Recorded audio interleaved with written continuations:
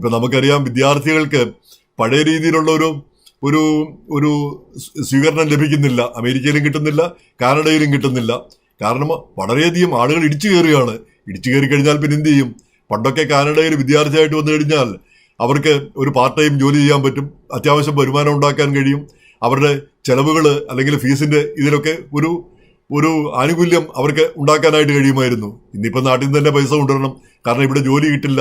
ജോലിക്ക് വേണ്ടി ഒരു ചെറിയ ഒരു ഹോട്ടലിലെ ഒരു വെയിറ്ററുടെ ജോലി ഉണ്ടെങ്കിൽ കൂടി നൂറുകണക്കിന് ആളുകൾ ക്യൂ നിൽക്കുന്ന ചിത്രങ്ങൾ നമ്മൾ കാണാറുണ്ട്. അപ്പോൾ അങ്ങനെയുള്ളൊരു അവസ്ഥയിലേക്ക് കാനഡ ഒക്കെ പോയിരിക്കുന്നു.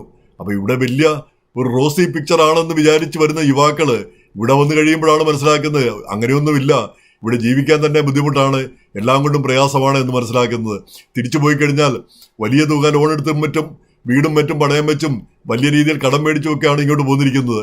തിരിച്ചു ചെന്നാൽ ഇതിനേക്കാൾ ദയനീയമായിട്ടായിരിക്കും അവിടുത്തെ സ്ഥിതി എന്നുള്ള വിചാരവും അവരെ അലട്ടുന്നുണ്ടാവും. അപ്പം ഇങ്ങനെയുള്ള ഒരു സാഹചര്യം നിലനിൽക്കുന്നു.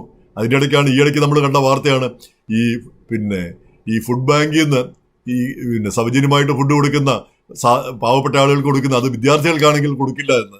അതും കഷ്ടമാണ്. വിദ്യാർത്ഥികൾക്ക് വിശപ്പും ദാഹമൊന്നുമില്ലേ? അതോ വിദ്യാർത്ഥികൾ പഠിക്കാൻ വന്നവരാണ്, അതുകൊണ്ട് അവർ നാട്ടിൽ നിന്ന് തന്നെ കാശ് കൊണ്ടുവരണം എന്നുള്ളത് നേര് തന്നെ.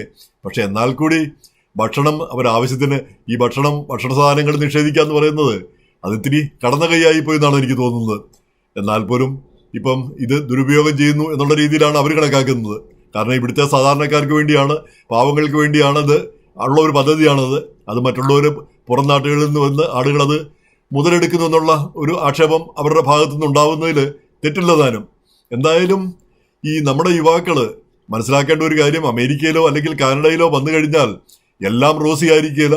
ചിലപ്പം ഇവിടെ ഏറ്റവും നിസ്സാരമായ ജോലി വരെ ചെയ്യേണ്ടി വരുമായിരിക്കും. ഏത് കക്കൂസ് കഴിയേണ്ട ജോലിയാണെങ്കിലും ഒരു നാണക്കേടും വിചാരിക്കേണ്ട, ചെയ്യാൻ പറ്റുമെങ്കിൽ ചെയ്യുക തന്നെ വേണം. അതുകൊണ്ട് നമുക്ക് ഭാവിയിൽ പ്രയോജനം ഉണ്ടാകുമെങ്കിൽ തീർച്ചയായിട്ടും പ്രയോജനം ഉണ്ടാകും. ഈ വലിയ പണക്കാരൊക്കെ ഇവിടെ വന്ന് ഇങ്ങനെയൊക്കെ ചെയ്തിട്ടുണ്ടെങ്കിൽ അങ്ങനെയുള്ളവരാണ് ഭാവിയിൽ ഉയർന്നു പോകാനായിട്ടുള്ള സാധ്യത. ഇവിടെയായാലും എവിടെയായാലും ആ ഒരു വില്ലിങ്നെസ്, ആ താല്പര്യം. അപ്പം അത് ഒന്നാമത്തെ കാര്യം. ഏത് ജോലി ചെയ്യാനുള്ള താല്പര്യവും. പക്ഷെ ജോലിയൊന്നും കിട്ടുന്നില്ലെങ്കിൽ എന്ത് ചെയ്യും?